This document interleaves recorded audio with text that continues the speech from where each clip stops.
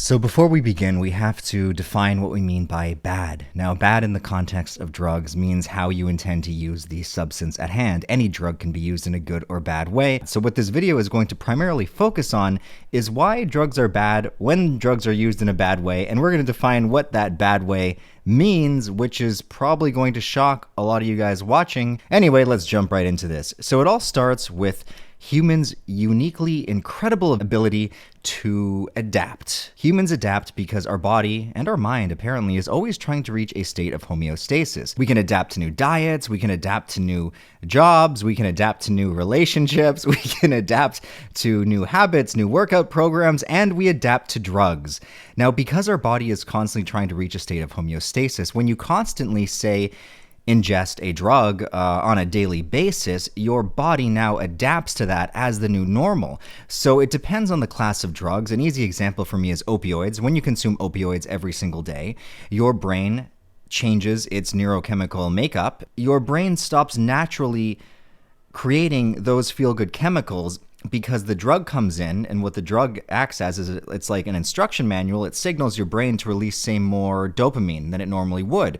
So in order to combat this, since your brain's constantly trying to reach a state of normal, it says, well, now we're going to release less dopamine so that when the drug comes in and it tells us to release more, that new signal is going to bring us back to a state of normal. So do you understand? So the body, if you're doing it every day, it adapts to this new normal, and this is why without the drug you now actually feel worse. Of course, there's more going on than just dopamine. I'm just using that as a very preliminary example.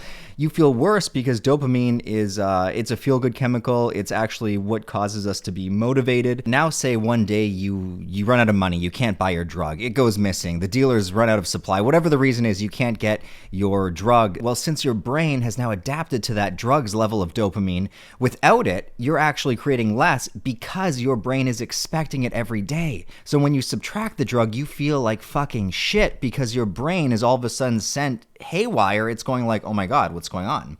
This isn't normal. Like, our normal state is receiving these instructions to release more dopamine, but now we're not getting the instructions from the drug, so we're releasing less. And now what happens is it's going to take you some time to adapt. Again, your brain wants to reach homeostasis. So this is what withdrawals are. The withdrawals, say, of opioids is your brain is slowly adapting now to the absence of the drug. So it goes and it says, oh, wait a minute, now we actually have to create more dopamine to reach a state of normal.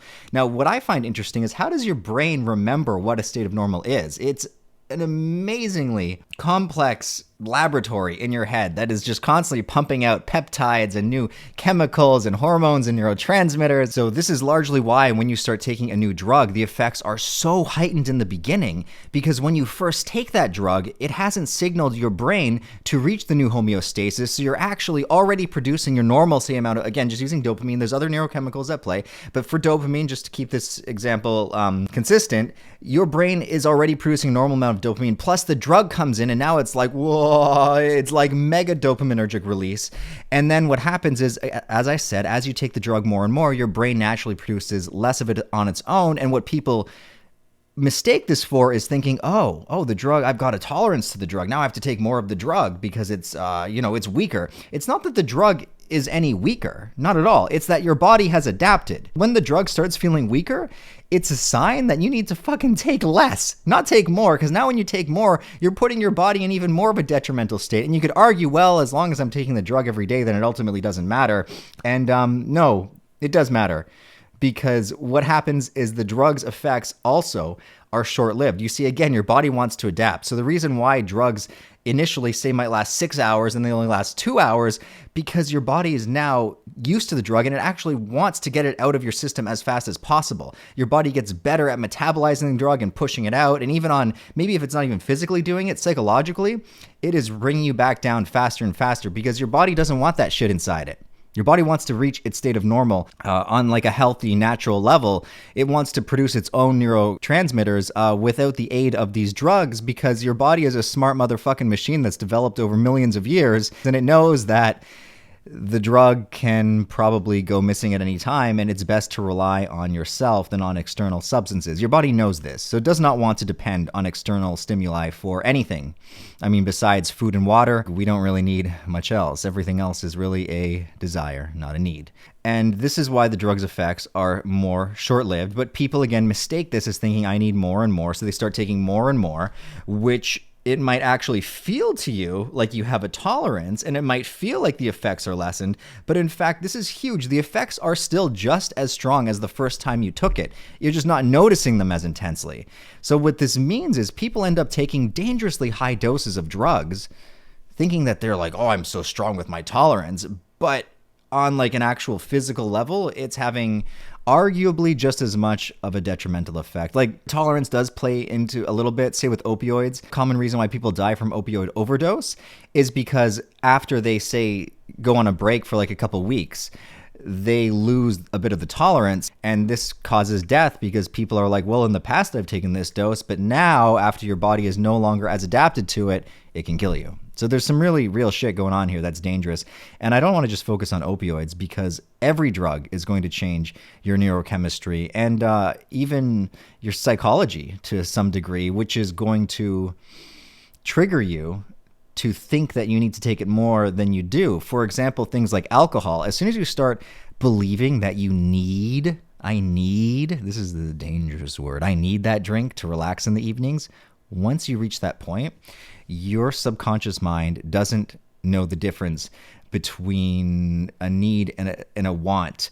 Like, your subconscious mind pretty much just follows instructions that you consciously tell us. So it actually will believe that you need that drug. And on a real level, until you say have that drink, your subconscious will not allow you to feel relaxed. When the truth is, you never needed the drink. You could have programmed your subconscious mind with something like, all I need to relax is to just sit down, close my eyes, do some meditative breathing for 10 minutes, and then I will feel completely rejuvenated and uplifted. And your subconscious would program in the exact same way as it programs the alcohol as a need. And then after that meditative practice, you would probably feel better than after the alcohol. And a lot of you guys who are like addicted to alcohol are like, there's no way in hell that would ever happen. I know, because I used to be one of you guys. I actually feel better, no word of a lie, from a 10 to 20 minute meditation than I ever did from a couple drinks. I feel better mentally, more clarity. I feel better physically. I don't feel those gross like after effects of alcohol like the next day. And what you learn from drugs is there's no such thing as a side effect. It's all drug effects. So when I say that drugs are bad, what I mean is drugs are bad when they are taken in the wrong ways. So I do believe that there is a right way and a wrong way. And of course, this is all subjective. You could subjectively say, no, all drugs are bad no matter what. And I think that is a unrealistic approach to take, because it's hard to classify drugs in terms of harmful versus beneficial. For example, in Canada, it is one of the few countries that you can still be prescribed by a doctor methamphetamine. It's called disoxin. I'm probably pronouncing it wrong. But people with severe obesity can still get this prescription because it is so effective in cutting their appetite. So is the meth really bad when on one level they're faced with numerous challenges from being severely obese? Like, they could drop dead at any moment just because they're so fucking heavy and there's so much of a strain on their heart, which you would argue, well, then why would adding more of a strain with the methamphetamine be beneficial? You gotta weigh this shit out, man. I guess they're taking a small enough dose so it's not adding too much extra strain, but it's cutting their appetite, which in turn is going to cause them to eat less, and then their body can finally start metabolizing some of that fat. Like, they could probably just fast for over a year and just live on their own fat supply. And being that big is what's going to kill them. So it's like when you weigh the two, and it's like, okay, so taking small amounts of meth will cut my appetite down, which will lower my weight, which is probably what's going to kill me, not the meth. Like, I mean, I'm not trying to say I'm a proponent of methamphetamine use, but it's not as dangerous as people think. What makes meth dangerous is when they combine it with other drugs. Like, you ever heard of a speedball? Well, it's usually used with cocaine and heroin, but you could do meth and heroin. It's combining an upper with a downer, right? So when you weigh out the consequences, even what we consider to be really dangerous drugs can be beneficial under the right circumstances. So it's really difficult to say that drugs are all bad. I am making this video to explain why drugs are bad when drugs are taken every single day. In my opinion, that is what differentiates a good drug experience from a bad drug experience. If you're using drugs productively, then you would see that, like, what do you classify as a good or bad drug? Like, is aspirin or is acetaminophen or is ibuprofen, are those bad drugs, or do they have actual uses that benefit people? But I would argue that if you took acetaminophen every single day, you're going to build a tolerance to it. You're going to get dependent on it, which, as you know, means that your brain and your body are no longer physiologically the same as they were without it. They're adapting to that new level, which makes it bad, in my opinion. But again, bad, good is all subjective.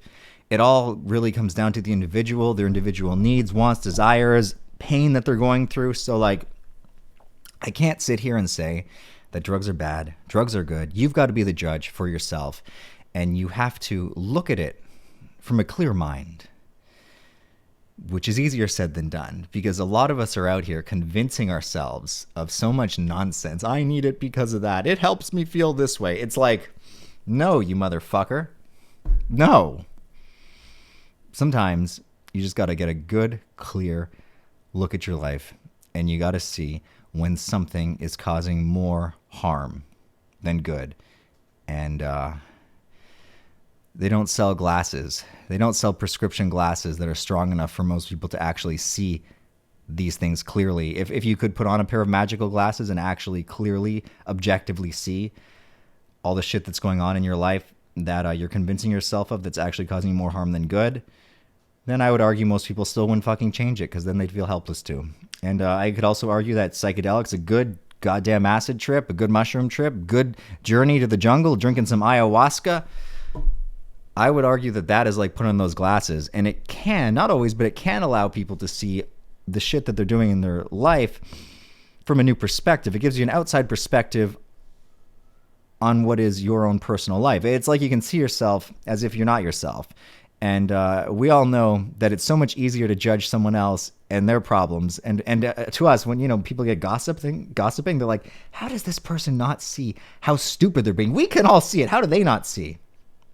The same can be said about you. We're all so horrible at seeing where we're going wrong. So these psychedelics offer great insight, because it's like, oh my God, I was such an idiot. How did I not see that? Anyway, I digress. Anyway. At the end of the day, this is why drugs are bad when they're taken every day, because they change your neurochemistry, and your body doesn't like that shit. Your body wants to be au natural. Your body wants to reach a state of homeostasis, and it's always going to end up with you feeling worse off in the end. Because back to my initial example, when you are addicted to that drug every day and the effects are shorter lasting, what it means is you have to take more and more and more of that drug to get the same effect. And now, when, say, you used to be on maybe 1 dose a day to get the same effects, now you have to take like 4, 5, 6, again, depending on the drug, doses a day. And we see this all across the board with all drugs, whether it be people smoking cigarettes, they start off smoking a few, turns into packs. Whether it's alcohol, you start off with 1 or 2 drinks, it escalates into like 6 or 7 drinks. Whether it's opioids, you start off with 1 dose a day, you're taking multiple.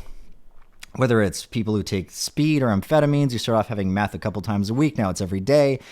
The use almost always ramps up. There are very few individuals who can keep their doses down, and there are very few drugs that you can use sparingly without the dose escalating, unless you have an unreal level of self-discipline that we all, not all, but some of us like to believe we have, but we really don't. And there are classes of compounds that are less prone to abuse, like psychedelics, but we're not going to go there today. I think I've already dived enough into it. Anyway, I hope you guys all enjoyed this video. If you learned something, leave a like for the algorithm, leave a comment for the algorithm, and join our Patreon so I can make more educational videos like this. And yeah, this is today's rant video. Hope you guys enjoyed.